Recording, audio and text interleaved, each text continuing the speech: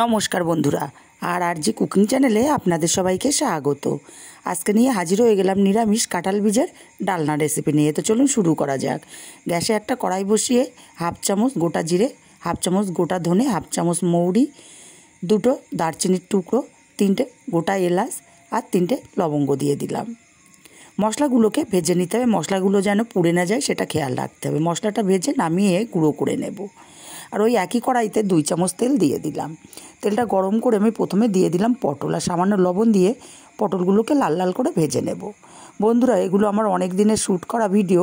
হাজব্যান্ডের শরীর খারাপের জন্যে আমি এডিটও করতে পারিনি, ভয়েসও দিতে পারিনি, তাই ভিডিওগুলো পোস্ট করতে পারিনি।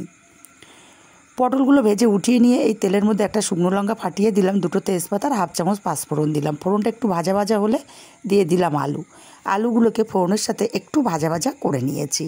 এবার এখানে দিয়ে দেবো বেশ কিছুটা সোয়াবিনগুলোকে আমি লবণ জলে 3 মিনিট সময় নিয়ে ফুটিয়ে নিয়ে তারপরে ঠান্ডা জলে খুব ভালো করে ধুয়ে নিংড়ে নিয়েছি।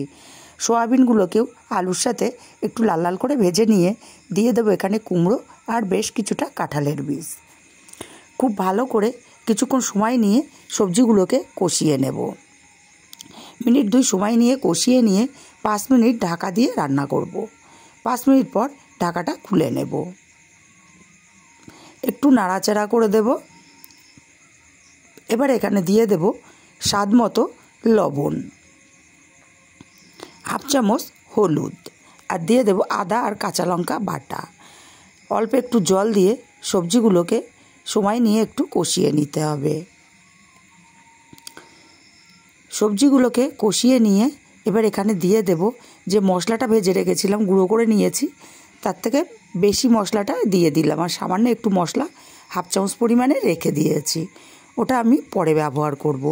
মশলাটাকে দিয়েও মিনিটখানি কষিয়ে নিয়ে পরিমাণ মতো জল দিয়ে দিলাম। জলটা দিয়ে ভালো করে নাড়াচাড়া করে মিশিয়ে ঢাকা দিয়ে 5 মিনিট রান্না করে নেব। 5 মিনিট পর ঢাকাটা খুলে নেব।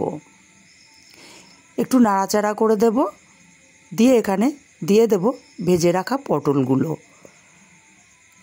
আবারও ঢাকা দিয়ে 5 মিনিট রান্না করব। 5 মিনিট পর ঢাকাটা খুলে নিলাম। এখন 1 চামচ চিনি দিয়ে দিলাম। চিনিটাকে দিয়ে ভালো করে নাড়াচাড়া করে মিশিয়ে আরও 2 মিনিট ঢাকা দিয়ে রান্না করে নেব। 2 মিনিট পর ঢাকাটা খুলে নিলাম।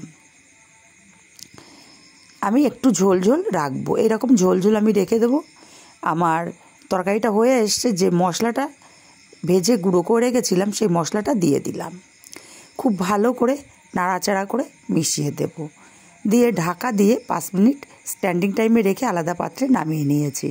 রেসিপিটা কেমন লাগলো কমেন্ট করে জানাতে ভুলবেন না।